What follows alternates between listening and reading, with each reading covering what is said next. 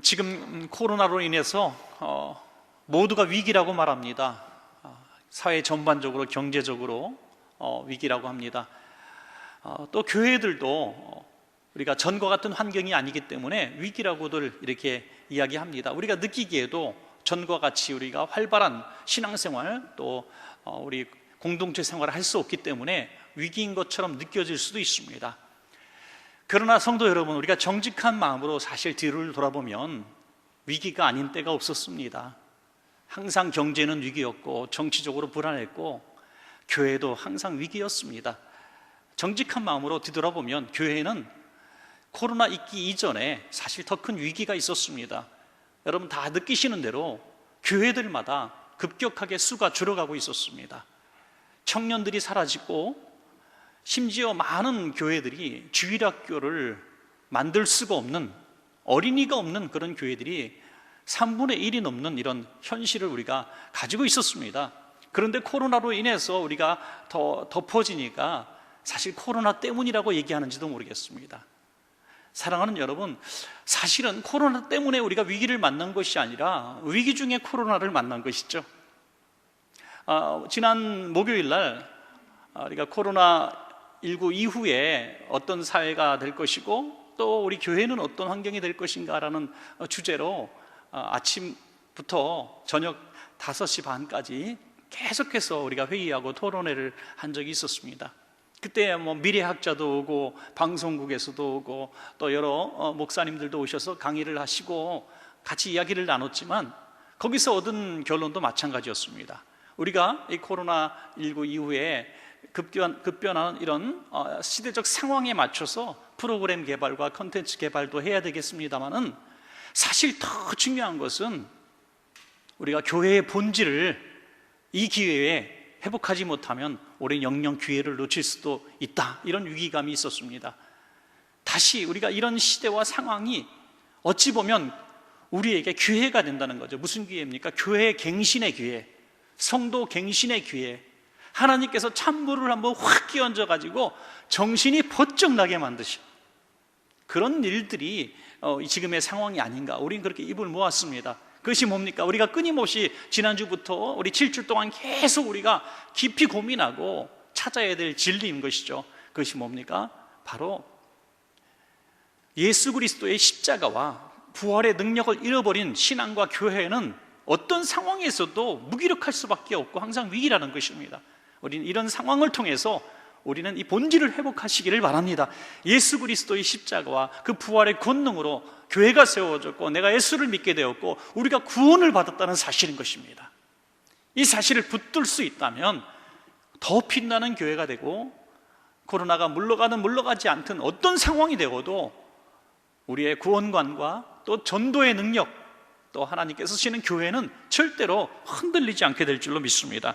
그래서 오늘 두 번째 시간 서머나 교회를 통해서 함께 은혜를 나눠보기를 원하는데요, 서머나 교회는 7교회 중에 칭찬만 들었던 2교회 중 한 교회입니다. 우리 지난주에 에베소 교회를 우리가 보셨습니다만은 에베소 교회는 칭찬도 받았지만 책망도 받았습니다. 처음 사랑을 잃어버렸다 하는 이런 책망도 받았습니다. 그런데 서머나 교회와 빌라델피아 교회는 칭찬만 받은 교회가 되었습니다. 얼마나 고마운지 모르죠. 자, 저와 여러분도 이렇게 서머나 교회처럼 칭찬만 받는 성도와 교회 되시기를 축복합니다. 이 서머나는 위치가 지난주에 우리가 지도를 통해서 보셨듯이 지금의 터키 서쪽 끝쪽 중앙 부분에 있었던 교회입니다. 에베소라는 지방, 아시아에서 가장 큰 항구 도시라고 말씀드렸죠. 이제 그 위로 올라갑니다. 우리가 말씀드린 대로 올라가서 다시 내륙으로 내려가면 7교회가 다 끝나게 될 텐데요, 거기서 한 에베소 교회에서 56km 정도 북쪽으로 올라가는 역시 같은 항구 도시죠. 이 서머나, 지금의 터키 이즈밀이라고도 얘기하죠. 이즈밀이라는 지방이죠. 그 당시부터 최근까지 사실 터키의 2대 도시였다고 해요. 근데 지금은 조금 밀려가지고 3대 도시 안에 든다, 이렇게 이야기하더라고요. 여기서 이제 그리스로 넘어가는 그런 교통편이 마련되어 있다고 합니다. 이 이즈밀, 이즈밀이라고 하는 것은 대단한 역시도 항구 도시고, 또 별명이 하나 있다면 신전의 도시다. 신전의 도시. 왜 신전의 도시냐면 당시 황제, 로마 황제를 숭배하는 그런 사상들이 있었고, 또 신전들이 세워졌다고 말씀을 드렸는데, 이 서머나는 특별히 황제를 더 숭배하는 그런 황제의 도시였습니다. 그래서 로마가 특별히 관심을 갖고 또 사실 많은 혜택을 주기도 했다, 그런 기록이 남아있다고 합니다. 그러니 얼마나 또 기고가 만장해 있겠습니까? 세계 최강국의 보호를 받는 그런 지역이었다고 하는 것이죠.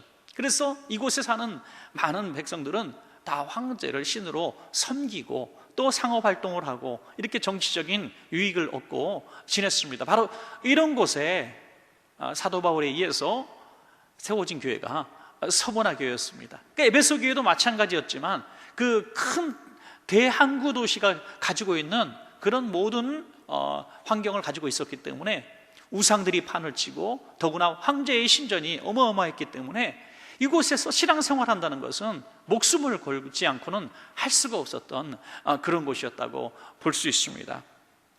이곳에서 신앙생활하는 서머나 교회 성도들에게 주님은 많은 위로를 하셨습니다. 그러나 위로로 끝나고 격려로 끝난 것이 아니라 오늘 도저히 이해할 수 없는 한마디를 하시죠.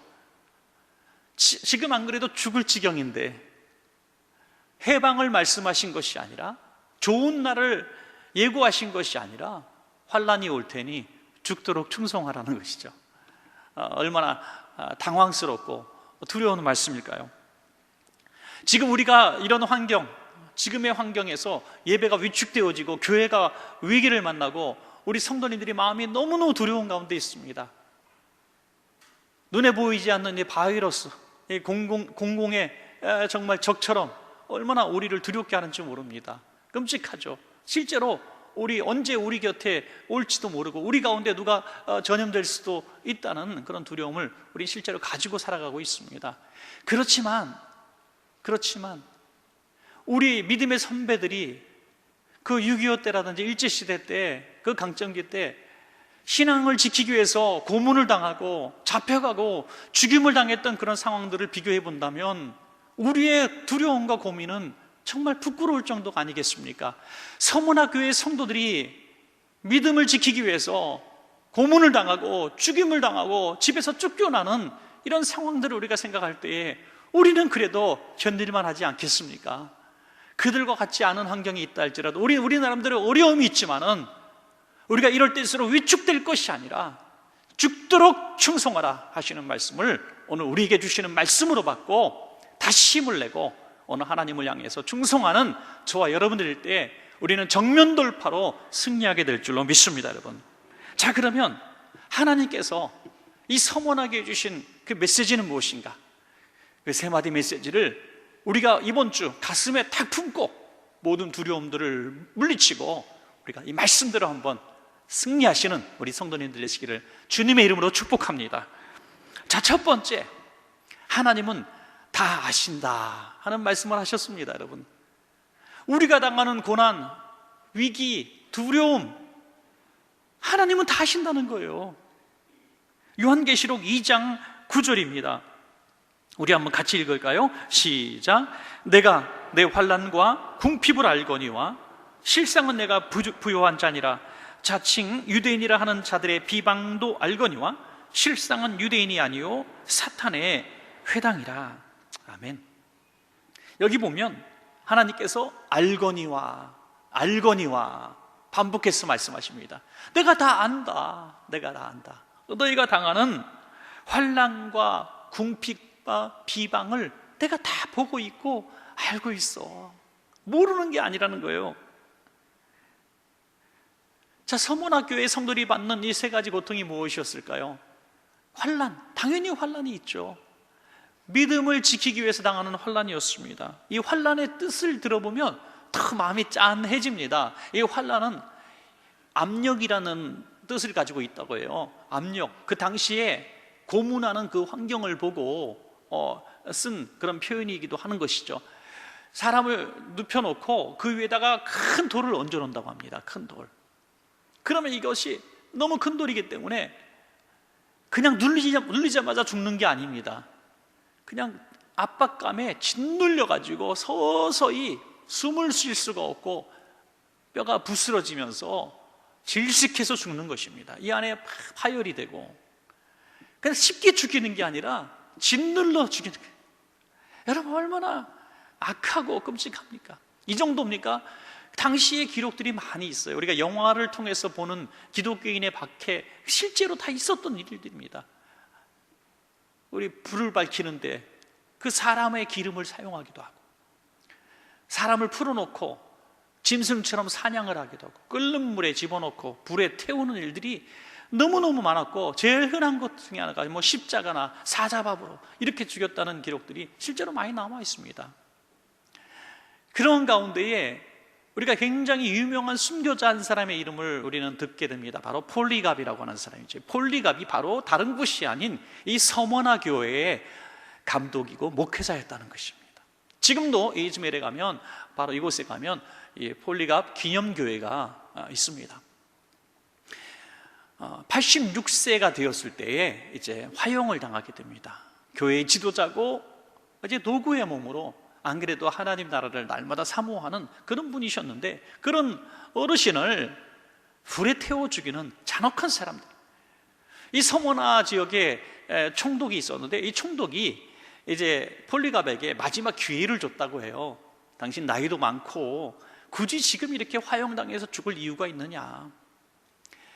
너는 예수를 주로 고백하며 살아왔지만 이제 한 번만이라도 이 로마 황제를 나의 주님이십니다 라고 한번 고백해 보시오. 그럼 내가 당신을 살려주겠소.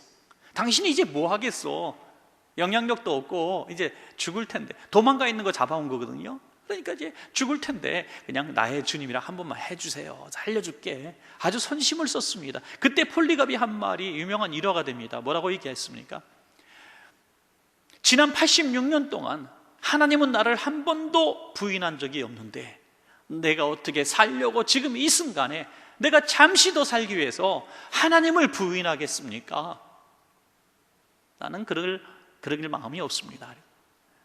다시 총독이 묻습니다. 당신 여기 불이 무섭지 않소? 이 불이 당신 몸을 살을 텐데, 얼마나 고통스러울 텐데, 이 당신은 불이 무섭지 않소? 불이 뭔지 몰라? 이렇게 얘기했습니다. 폴리갑이 이런 얘기를 했습니다. 당신은 잠시 있다 꺼질 불로 나를 위협하지만 당신에게 예비된, 하나님을 모르는 자들이 예비된 영원히 꺼지지 않는 불에 대해서는 당신은 모르고 있어. 이 불을 두려워하지 말고 영원히 꺼지지 않는 불을 두려워하시오 라고 오히려 당당하게 말하고 순교했다는 이런 일화가 있습니다. 바로 서머나 교회의 목회자였습니다. 이 정도로 서머나 교회에는 많은 환난이 있었다는 것입니다. 이것을 하나님은 다 보고 아신다는 겁니다. 또 하나는 궁핍입니다. 궁핍은 가난이죠. 배고파서 죽을 정도의 가난. 한 끼 굶고 두 끼 굶는 정도가 아니라 줄여 죽는 것이 얼마나 끔찍하고 비참한 일인지 여러분 상상할 수도 없습니다. 우리 6.25를 겪으신 분들, 아주 좀 어르신들은 보릿고기 얘기도 하시고 그렇지만, 너무 가난한 시절에 먹을 것이 없어서 굶어서 죽는다고 하는 거, 그러니까 정말 눈뜨고 볼 수 없는 슬픈 일 아닙니까? 그래서 지금도 그 고생했던 분들은 누가 밥이 없다, 먹을 게 떨어졌다 하면은 자기도 어려운 환경 가운데서 막 이렇게 먹을 것을 갖다 주는 이런 정을 보이기도 하죠. 왜? 그 슬픔이, 그 서러움이 얼마나 큰지 알기 때문입니다. 그런데 이 서머나 지역은요, 굶어 죽을 지역은 아닙니다. 불황 중에서도 이 지역만큼만 경제가 돌아가는 지역이 있으면 먹고 살 만한 동네라는 거죠. 왜? 당시에 두 번째로 큰 도시였기 때문에 당시는 얼마든지 먹고 살 게 너무너무 많았습니다. 그런데 왜 이들이 굶어야 했는가? 이 유대 공동체에서 그리스도인들을 박해했기 때문입니다. 어떤 상업의 조합에도 가입하지 못하게 했고 함께 하지 않았습니다. 먹고 살 것을 주지 않았습니다. 모든 일들이 숭배와 황제를 숭배하고 우상에게 숭배함으로 시작되는데 그것을 거절했기 때문에 어떤 모임에도 참여할 수가 없었고 고립된 공동체가 될 수밖에 없었습니다. 그래서 이들에 의해서 박해를 당했기 때문에 먹고 살 것이 없었다는 거예요. 여러분, 물질 문제 때문에 우리는 시험에 빠질 때가 많은데, 타협할 때가 많은데, 서문화교회 성도들은 굶어 죽을지언정 믿음을 지켰다는 겁니다. 악하고 우상을 숭배하고 황제를 숭배하는 그 공동체에 들어가기를 거절했다는 것입니다. 그래서 차라리 배고픔을 경험했다고 하는 것입니다. 그래서 이 모습들을 주님은 보셨다. 그 놀라운 것은 너희가 그렇게 궁핍하지만 실상은 너희가 부요한 자니라. 할렐루야. 실상은 너희가 부요한 자다. 왜 그렇게 말씀하셨어요? 물질적 부요를 말씀하시는 것은 분명히 아니었을 겁니다. 왜? 궁핍함을 아신다고 하셨기 때문에 너희가 가진 것이 감춰놓은 금덩이가 있었을까? 감춰놓은 어떤 보화가 있었을까요? 아니라는 겁니다. 여기에 부요는 무슨 부요이겠습니까? 믿음의 부요요. 하나님 나라의 부요인 줄로 믿습니다, 여러분. 우리가 감추어진 천국의 비유 너무 잘 알잖아요. 우리가 천국에 대한 예수님의 비유의 말씀들을 보면 전부 감춰진 보화입니다. 지금 눈에 보이지 않지만 그것을 아는 자만 가지고 있는 부요인 것이죠. 이 땅의 것들은 잠시 있다가 사라지는 것이지만 영원한 하나님 나라의 보화는 믿는 자의 눈에만 보이는 것입니다. 여러분, 이 땅에 수많은 금은보화, 건물들, 땅들, 또 어떤 거대한 어떤 재화들이 있지만은 주인이 몇 년이나 가지고 있겠습니까? 몇 년이나 그 주인이 되겠어요? 대대로 간다고 해서 몇 대나 가겠습니까? 다 내 것이 아닌 것이죠. 다 놓고 갈 수밖에 없는 내 것이 아닌 것들입니다. 아무리 아름답게 만들고 포장하고 그렇게 갖고 나도 그걸 놓고 가려니 얼마나 아까워요. 그러나 실상은 부요한 자는 천국의 영원한 하나님 나라의 보화의 유산의 주인공이 되기 때문에 정말로 큰 부자가 되는 줄로 믿습니다. 또한 그들이 당한 것은 비방이라고 했습니다. 비방은 모함, 중상모략, 거짓말 이런 것들을 말합니다. 유대인들이 이 그리스도인들을 공격할 때 그들의 삶을 가지고 공격할 수가 없었습니다. 왜? 그들의 삶이 자기들보다 못하지 않거든요. 그래서 없는 말을 지어내는 거, 없는 말을 자꾸 퍼뜨리는 겁니다. 그것이 사실이 아닌 것을 알면서도 거짓말로 비방하는 거예요. 여러분, 사실 지금 교회가 안 믿는 사람들로부터 이렇게 코로나19로 인해서 폭발적으로 더 많이 고난을 받는 것 같지만 이전에도 많은 불신자들은 사실 기독교를 없는 말로 지어내면서 많이 비방해 왔습니다. 사실이 아닌 것을 알면서도 그냥 비방하는 거예요. 지금도 믿지 않는 사람들 모두가 그런 건 아니에요. 제가 믿지 않는 사람들을 참 많이 만났는데 그들 가운데서도 참 인격적으로 점잖은 분들이 많이 있어요. 인격적으로도 점잖고 기독교가 무엇인지 꽤 많이 아시는 분들이 있어요. 그런 분들은 기독교를 조롱하거나 비난하지 않습니다. 그들이 했던 선한 기능들을 너무나 잘 알고 있기 때문이죠. 그러나 전혀 알지 못하는 사람들, 지금도 얘기해요. 지금도 그냥 교회 비방할 때 목회자 비방하고, 여러분 그 수많은 목회자 중에 좀 그렇게 잘못된 사람들도 있을 수 있죠.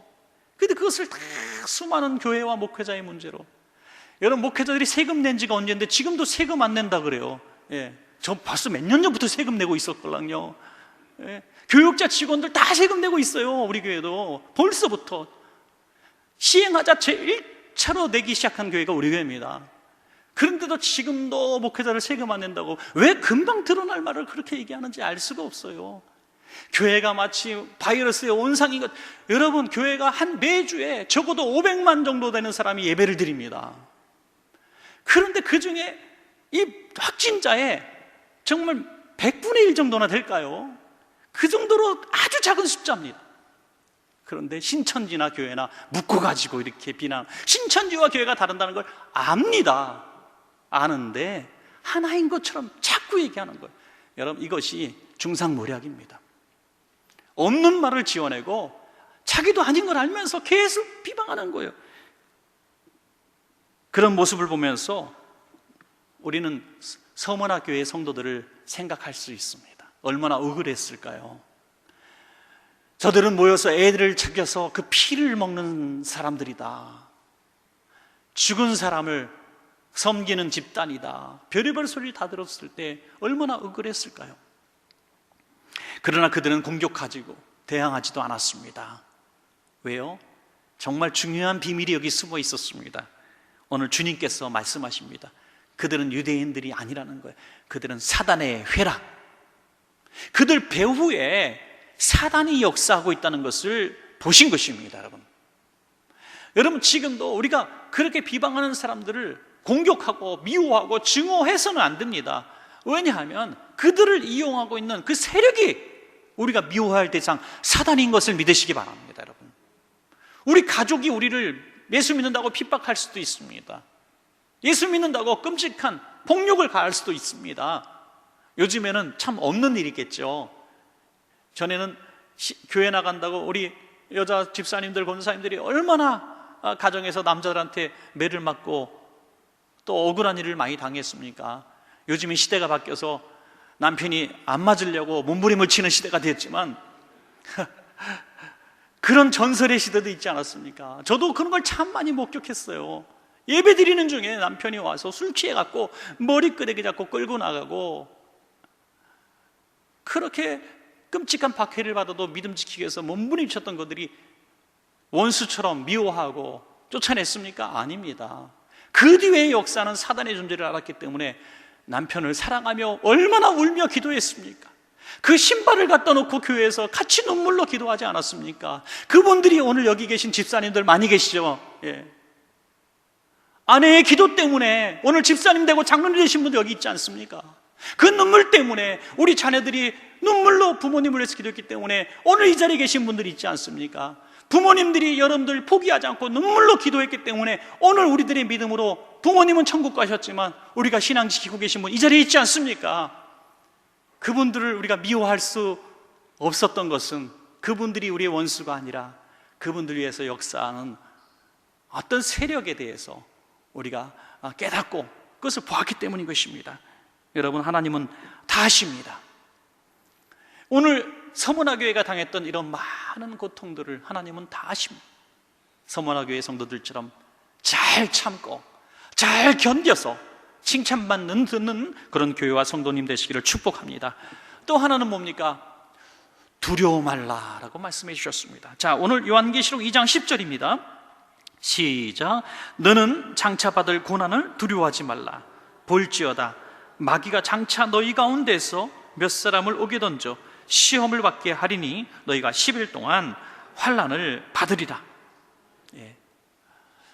잠시 서두에서 말씀을 드렸습니다마는 이런 환경에 있는 서문화교회의 성도들을 하나님은 다 보시고 아신다고 하셨습니다. 그렇다면 이렇게 말씀하시는 것을 우리는 기대합니다. 야, 다 알아. 얼마나 힘드니? 얼마나 고통받니? 그런데 잘 참고 있구나. 이제 곧 좋은 날이 올 거야. 이렇게 말씀하시면 참 좋겠는데 뭐라고 말씀하십니까? 야, 두려워하지 마. 그렇게 말씀하시고 직후에 말씀하시는 너희 곧 고난을 받을 거야.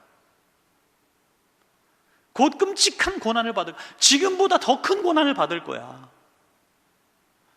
지금 우리에게 말씀하신다고 봅시다. 지금 배고파서 죽을 지경이고 억울한 말 들어서 화가 나고 분노가 솟아오르고 정말 우리가 이 환난 가운데서 예수 믿는 사람을 살아가는 것이 얼마나 주변에서 핍박과 박해와 그런 멸시를 당하는지 참 우리가 내가 예수 믿습니다라고 말도 못하고 있는 이런 상황 가운데 있는데 더 심해질 거야. 이렇게 말씀하신다면 참 우린 실망스러울 것입니다.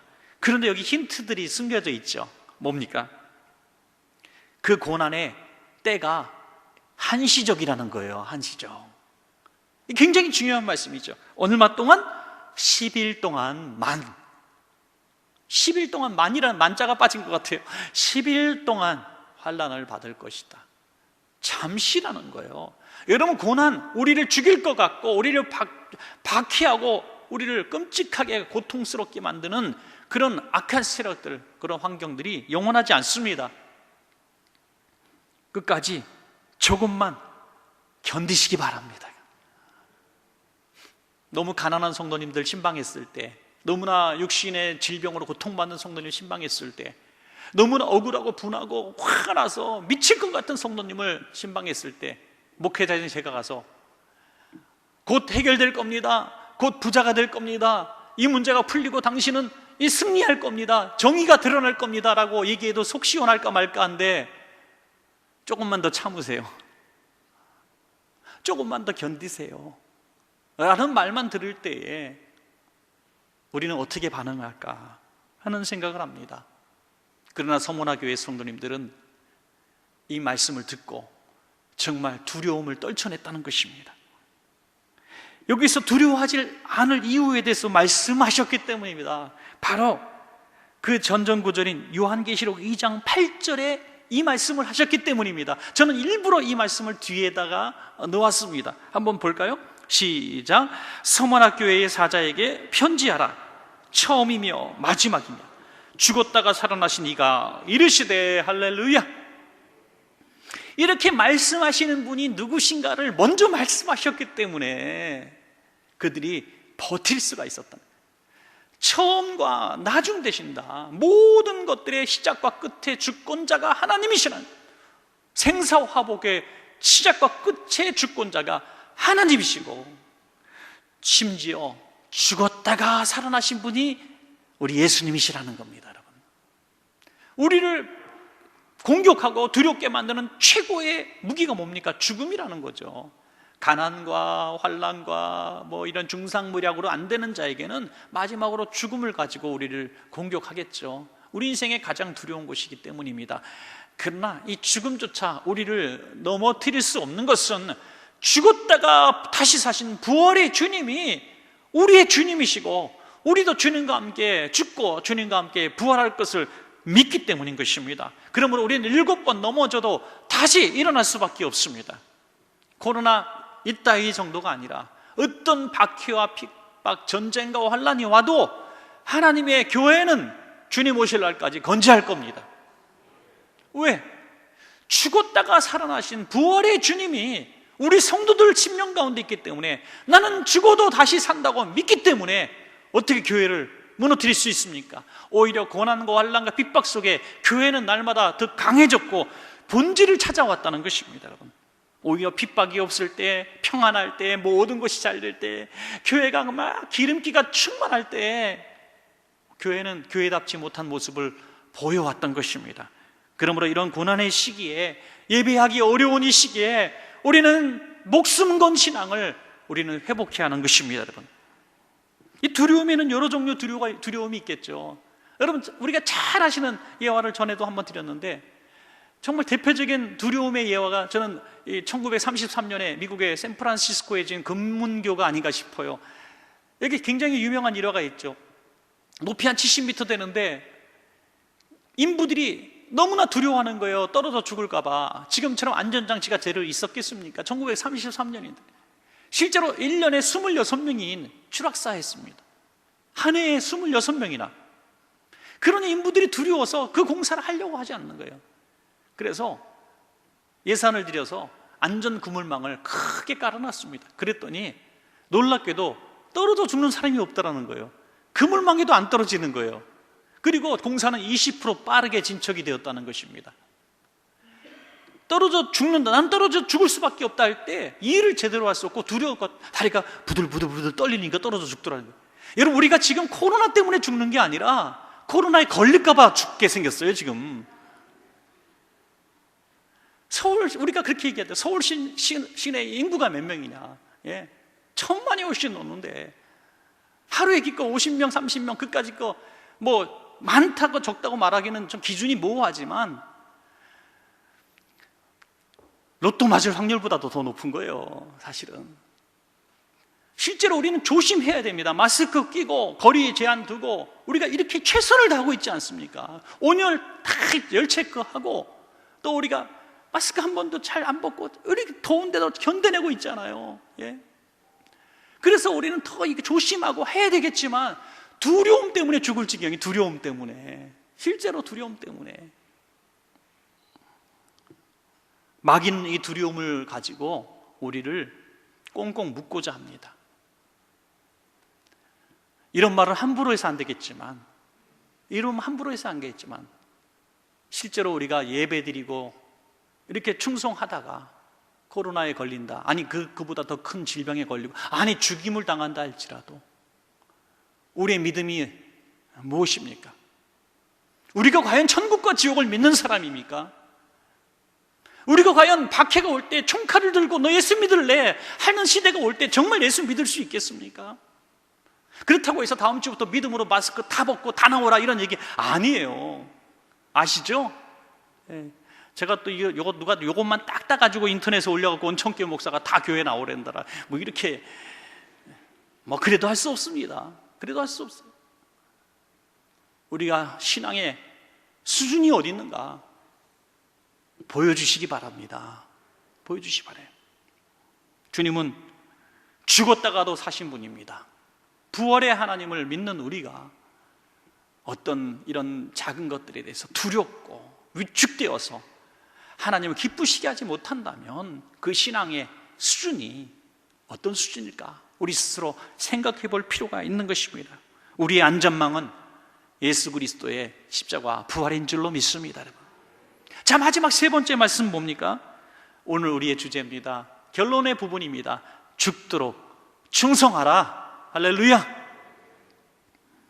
충성할 수 있는 환경이 아니었습니다. 충성하면 죽을 수밖에 없는 환경이었고 가만히 있어도 죽을 수밖에 없는 환경인데 더 충성하라. 충성이 뭡니까? 십자가 지라는 거예요. 숨어 있지 말고 나가서 전도하고 주님의 이름을 높이라는 거예요.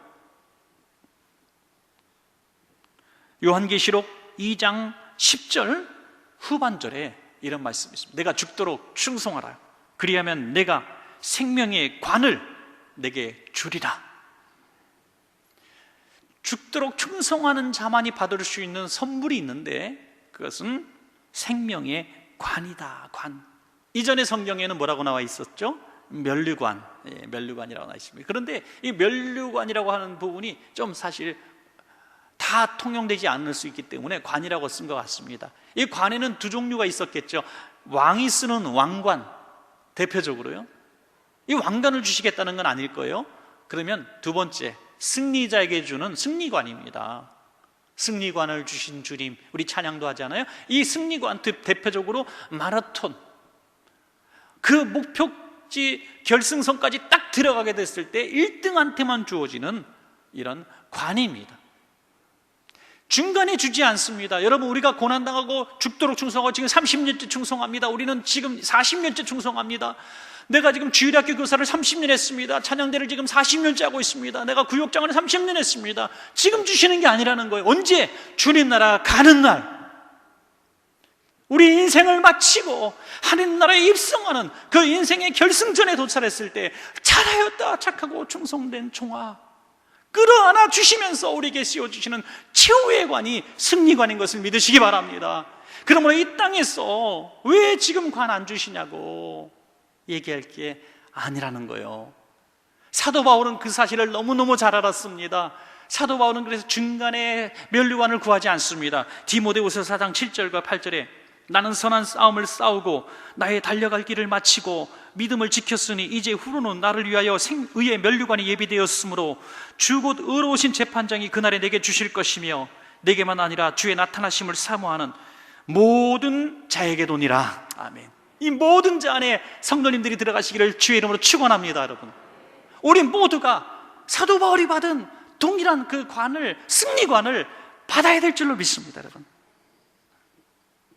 우리가 죽도록 충성하라 이 말씀이 서머나 교회의 성도들이 받는 그 감정대로 받을 수 있는 건 아닙니다. 정말 죽을 수밖에 없는, 정말 죽을 수 있는 그런 환경 가운데서 배고프고 중상모략을 당하고 고문을 당하는, 오늘 예배드렸던 성도가 내일 잡혀가 죽임을 당하는 그런 상황 가운데 있는 이 현실 가운데서 너 죽도록 충성해, 이 말이 과연 그렇게 낭만적으로 들렸을까요? 그 추상적으로 들렸을까요? 아니에요. 지금도 이집트는 95% 무슬림입니다. 이슬람교를 믿는 사람들입니다. 예수 믿는 사람들 잡아 죽이는 종교 경찰이 따로 있어요. 고문합니다. 추방합니다. 불이익을 줍니다. 그래서 예수 믿기로 작정했다가 80%가 다시 이슬람교로 돌아간다고 하는 거죠. 왜? 살 수가 없는, 서문학교의 환경이 그랬다는 거예요. 얼마나 많은 회유가 있었고, 너 예수님만 버리면 너 우리처럼 살 수 있어라는 그런 회유가 있었겠습니까? 그런데 그들은 그런 환경 가운데서 자기 믿음 하나 지키기에 버거워서 쓰러지는 자들이 아니라 죽도록 전진적인 충성을 했다는 거예요. 주님은 우리가 할 수 있는 일을 하기를 원하십니다. 뭐 어마어마한 일이 아니라 지금 너무나 어렵고 위축된 이 시대에 다 숨어 지내고 싶고 정말 조심조심하며 두려워하며 예배조차 숨못 쉬고 드리는 이 시대에 하나님은 우리를 통해서 하나님의 영광 드러내라고 죽도록 충성하라고 우리에게 말씀하고 계시는 것입니다. 마태복음 25장 23절에 그 주인이 이르되 잘하였도다 착하고 충성된 종아, 내가 적은 일에 충성하였음에 내가 많은 것으로 내게 맡기리니 내 주인의 즐거움에 참여할지어다. 아멘. 지금도 우리 교회 성도님들을 바라보면 참 너무 고맙고 감사할 때가 많아요. 사실 우리가 예배를 처음에 이제 3월 첫 주 때부터 무려 9주에 걸쳐서 한 번도 이 현장 예배를 드리지 않고 모든 교회들이 다시 현장 예배를 시작했을 때에도 우리는 몇 주를 더 현장 예배를 드리지 않았습니다. 그래서 가장 많이 영상으로만 예배 드리는 교회 중에 우리 교회가 하나일 겁니다. 왜? 그때는 오로지 한 생각뿐이었어요. 우리를 생각한 게 아니에요. 우리는 드릴 수 있었어요. 제가 드리십시다, 목숨 걸고 나옵시다, 그러면 여러분들이 순종하고 목숨 걸고 나왔을 줄로 저 혼자만 믿고 있는지도 모르겠습니다. 그런데 저희들의 문제가 아니라 대사회적인 시선 때문이었습니다. 사실은 또 우리의 안전을 위해서도 사실 중요한 일이었기 때문이죠. 이것으로 인해서 교회가 애매히 욕을 먹고 하나님의 영광을 가려서는 안 된다고 저는 생각했습니다. 우리는 1년을 현장에서 예배하지 않아도 우리는 구원의 믿음을 포기할 수 없습니다. 우리는 천국 갈 겁니다. 그러나 세상이 교회를 경멸하고 신앙의 문을, 전도의 문을 막는다면 이건 슬픈 일이기 때문이에요. 그러나 지금은 시간이 좀 지났습니다. 이제 다 재개되는 상황이고 전 세계가 슬슬 이제 기지개를 피고 모든 식당과 학원과 학교까지 가는 이런 상황이 되었습니다. 그런데 계속 두려워해서 되겠습니까? 여러분, 이제 우리는 이런 환경에서 적응하는 법도 배웠습니다. 마스크 끼고 손세정하고 우리는 안전한 삶을 사는 방법들은 익숙하게 배웠습니다. 그러면 이제 다시 이런 상황 가운데서 최선을 다해서 우리가 충성해야 합니다. 예, 충성해야 합니다. 우리 찬양대도 너무 눈물나게 고마워요. 이런 상황 가운데서 찬양하는 거 너무나 고마워요. 조금 더 두렵다면 마스크 쓰고 찬양해도 좋아요. 차라리 더 다 많이 나오셔서 마스크 끼고 그냥 찬양하세요. 괜찮아요. 얼마나 아름답습니까? 평생에 이런 경험 처음이야 하실 거예요. 마스크 끼고 찬양 괜찮습니다. 어떻습니까? 주일학교 선생님들 애들 방문하세요. 식당에서는 만나는데 왜 신방을 못합니까? 구역장님들, 성도님들 한 번씩 만나세요. 마트도 잘 같이 가시면서 왜 예배당에는 못 오십니까? 기도실에 오세요. 베델 성전 맨날 열려 있습니다. 이쪽 끝 저쪽 끝 10m 떨어져 앉아 기도할 수 있습니다. 여러분 위축되지 마세요. 기지개 펴세요. 죽도록 충성이란 게 별겁니까? 지금 나가서 목숨 거는 그런 것도 아니고 신앙의 기지개 펴라는 건데 우리 다시 일어납시다. 신앙의 본질을 회복하고 우리가 정말 신앙을 지키기 위해서 내가 목숨을 걸 수 있는 신앙이 될 수만 있다면 그것이 서문학교의 성도들이 받았던 칭찬을 1%라도 받고 싶은 우리의 소원을 삶으로 드러내는 증거라고 저는 생각을 합니다. 교인들이 얼마나 공허해졌는지 몰라요. 이렇게 예배를 위축되어지고 몇 개월 동안 예배를 제대로 못 드리면서 성도들이 얼마나 공허하고 외로운지 몰라요. 더 많이 찾아가고 더 많이 만나고 싶고 더 많이 전하고 싶어요. 사랑하는 여러분, 여러분들이 그 손과 발이 되어야 합니다. 구역자님들이, 선생님들이, 여러분 중직자들이 그 손과 발이 되어야 합니다. 그들을 예수님의 사랑으로 다가가 주시고 격려해 주시고 힘을 주십시오. 그래서 우리 모두가 죽도록 충성함으로 말미암아 하나님의 영광을 드높이는 증거를 보이고 이런 코로나 전국을 통해서 우리 교회가 더 하나님 앞에 강한 교회, 어떤 세력도 멸할 수 없는 그런 멋진 교회로 거듭나는 계기가 될 줄로 믿습니다.